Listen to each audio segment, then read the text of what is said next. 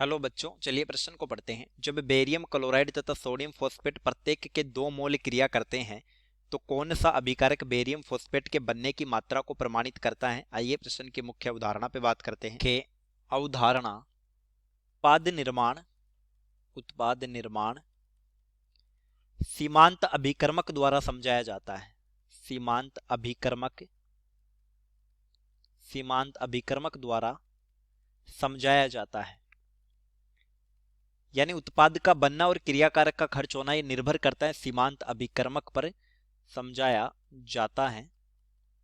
चलिए समझते हैं सीमांत अभिकर्मक क्या है। सीमांत अभिकर्मक, इसका अर्थ है लिमिटिंग रिएजेंट यानी वो क्रियाकारक जो अभिक्रिया में पहले खर्च हो जाता है। वह क्रियाकारक जो अभिक्रिया में पहले खर्च हो जाता है, यानी ये संपूर्ण खर्च हो जाता है, पहले खर्च हो जाता है, उसको लिमिटिंग रिएजेंट बोलते हैं।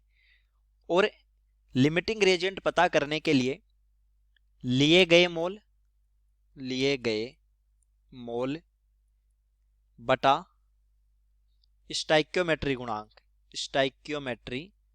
गुणांक, ये मान जिसके लिए भी मिनिमम होगा, न्यूनतम होगा, वही लिमिटिंग रिएजेंट होगा। अब देखिए हमारी जो प्रश्न की समीकरण होगी, संतुलित रूप लिखते हैं तो वो होगी बेरियम क्लोराइड यानी कि BaCl2 plus sodium phosphate Na3PO4 अभिक्रिया ये बनता है barium phosphate Ba3PO4 whole twice plus NaCl।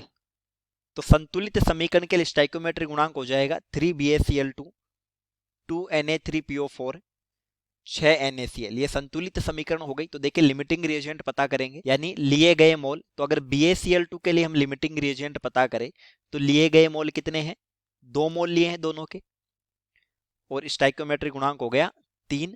अगर हम Na3PO4 के लिए देखें, सोडियम फॉस्फेट के लिए, तो लिए गए मोल 2 हैं और स्टाइक्योमेट्रिक गुणांक भी 2 है, तो ये 1 आता है और ये 1 से कम है। तो लिमिटिंग रिएजेंट जो होगा वो BaCl2 होगा। BaCl2 लिमिटिंग रिएजेंट है। अतः बेरियम फॉस्फेट का यानी कितना बनेगा, बनना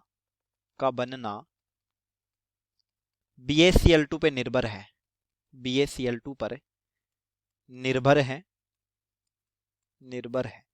चलिए उम्मीद करता हूं प्रश्न समझ आया होगा। धन्यवाद।